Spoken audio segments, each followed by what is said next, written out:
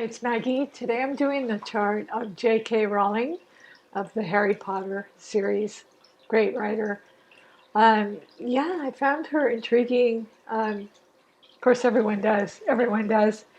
But yeah, I used to write poetry, and an old friend just sent me a book about Amelia Writes Again. It's like it was a clue I should start writing again. That I'm doing this. So I kind of feel guilty.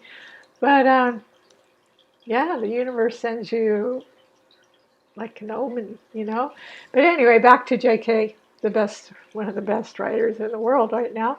The sun is in Leo. It's in Dominion in Leo, and okay, start with her birth data. Sorry, we don't have an exact. She does this birth data doesn't have a really good rating, so I'm not so much going to emphasize the house system. But J.K. Rowling was born Saturday, well, 31st of July, 1965, in Yate, England. Actually, this has 9:10 p.m. So it does give an ascendant. It gives her the sun in Leo, Aquarius ascendant. That's fame all over the airwaves and writing and mental stimulation, ideas. Uh, yeah, great with groups. She has a whole stellium in Virgo. Her sun is in Leo. Her moon is in Virgo. Hard worker. I mean, she just cranks them out. Really cranks them out and is so analytical and has such precise attention to detail and such a vivid imagination. And the imaginativeness would be the Aquarius ascendant, extremely imaginative. And her north node is in the third house in Gemini. So that's a writer.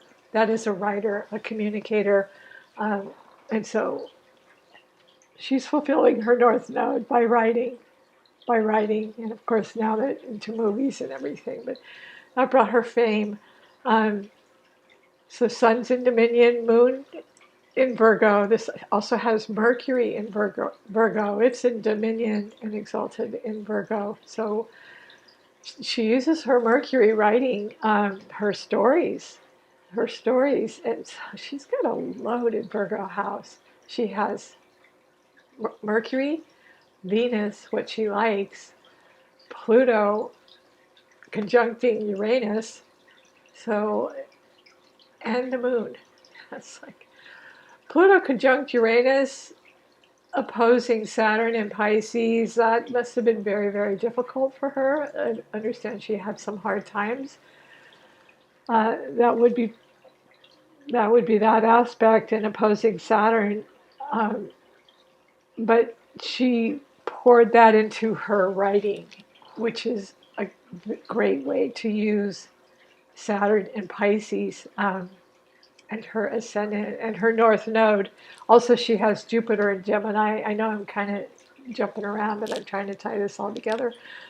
But that's a great way to use this hard aspect to pour it into her creativity and to her imagination and to write these stories. Um, that first probably started as imaginative dream work, and just but it just grew and grew. So that is just so great to have that as a tool. And I used writing as a tool at one time, and it can save you. It can save you from really hard, dark emotions or whatever dark times you're going through. Even journaling, is great. But anyway, yeah, Saturn in Pisces. She went through some very difficult stuff.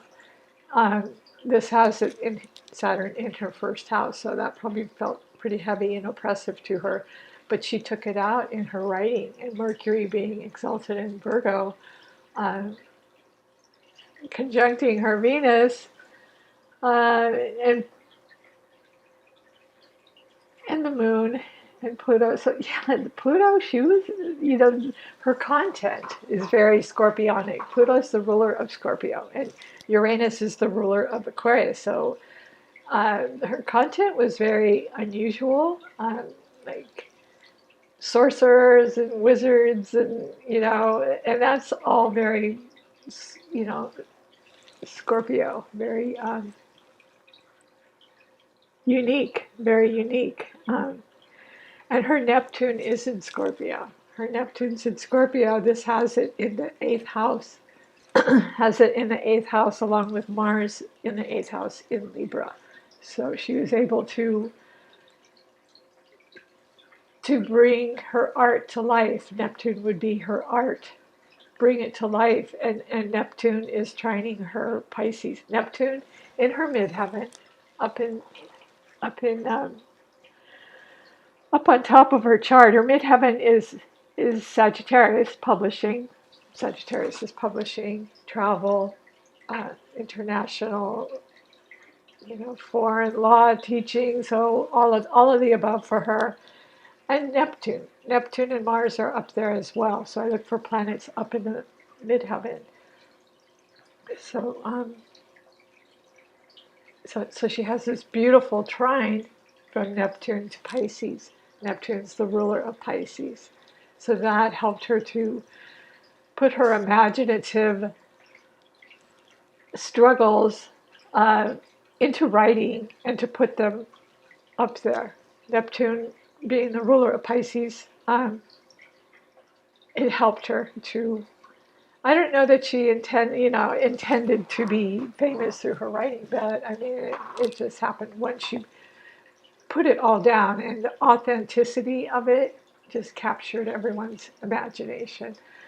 Uh, Jupiter in Gemini is a born writer.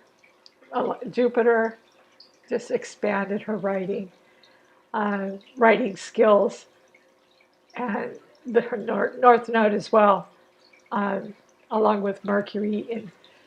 Mercury is both the ruler of Gemini and the ruler of Virgo. So she used that. But her conjunction in Virgo is just, uh, she would feel compelled to work with Pluto there. Pluto's kind of like obsession. So when she would get a character, she would just be obsessed with it until she completed it. And Venus would give her attraction and good luck and good fortune, um, bring people, attract people to her writing. The writing would be Virgo, and Uranus would be strange, unusual, unique, and she would like that. Um, so she used that opposition to Saturn, which is very hard, um, and took it out in writing. And what a creative way to do that, rather than OD on drugs or something. I mean, that's kind of a hard thing to say, but yeah. Anyway, her Mars in Libra, her Mars in Libra is in its detriment. However, it's on top of her chart, so she is known in the arts through her writing, Harry Potter, and all the movies, and all the arts, and everywhere, everywhere. So she's had international fame and acclaim. She's definitely lived out her MC, her midheaven, as a 10th house Sagittarius, as a writer, uh, publisher. Yeah, I think she married a journalist, so that 10th house also would be her father. Sometimes her first house, Saturn in the first house can feel hard. It's not sitting right on her ascendant, but it is in her first house in Pisces. So when she writes, she would probably have to go into seclusion, because what writer doesn't need that? Writers need the space to write. So she would need that space to write, and to turn that first house Saturn into, use it imaginatively as she has, is a wonderful feat, a wonderful feat, because first house Saturn can feel hard. So she would need some isolation, and time to herself. It's kind of like having Pisces rising. her first house is Aquarius and Pisces. So it's Aquarius, the air sign, and Aquarius ascendant, imaginative and analytical and social and, part of groups and everything. But at the same time, Saturn in Pisces, she needs time out, time away from the group, time away from the crowd to write, because she can't write unless she has solitude. Saturn in Pisces wants solitude. And every writer wants, who can write with a group of people around. Yeah, very interesting chart she has. So especially her Virgo house, her first house Saturn, and her North Node in Jupiter and Gemini. And her midheaven, all of it, all of it. So I'm just going to break down her elements. She has Sun and Fire, Leo. She is famous, a famous person, that's for sure. This has Leo in the sixth house, so she became famous through her work, her whole body of work. And her midheaven is in mutable Sagittarius, so that's publishing. Sagittarius is publishing. Her air, a lot of air. A lot of air. She has Mars in Libra, her ascendant in Aquarius, so that gives her very quick mental processes as well. Where Mars is, it gives you ambition, initiative, vitality, drive, strong will. So she had the will to put a lot of ideas. She had so many ideas that it's good she got them down, because they were coming fast and furious. And also Jupiter and her North Node in Gemini. In Gemini, and they're squaring her moon, Uranus, and Pluto. So, well, they're squaring Uranus, Pluto, and Venus, Mercury conjunction. So naturally, her body of work, people were very, very attracted to, and saw her unique talent, and that brought her writing to fame. Good fortune, good luck. I mean, just expansive. I mean, she really expanded on her writing, just because where Jupiter is, it expands. So her ideas they would just have such a flow, because she has that trine going on with ascendant in Aquarius, Jupiter in Gemini, and her North Node, and the other air sign, Libra, Mars in Libra, giving her ideas, and lots of ideas. She has a lot of Earth. So Earth is practicality, and it's almost all in Virgo. So she is driven to work. This woman is driven. And I almost made up a word, compulsivity. The compulsiveness, almost obsession, would be Pluto.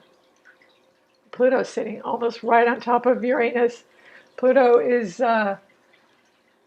14 degrees Virgo, and Neptune, actually Neptune 17 degrees Scorpio, but Uranus is 12 degrees. So yeah, they're in a conjunction, very pretty tight conjunction. So she's driven. She's just driven to get this down, to get it down.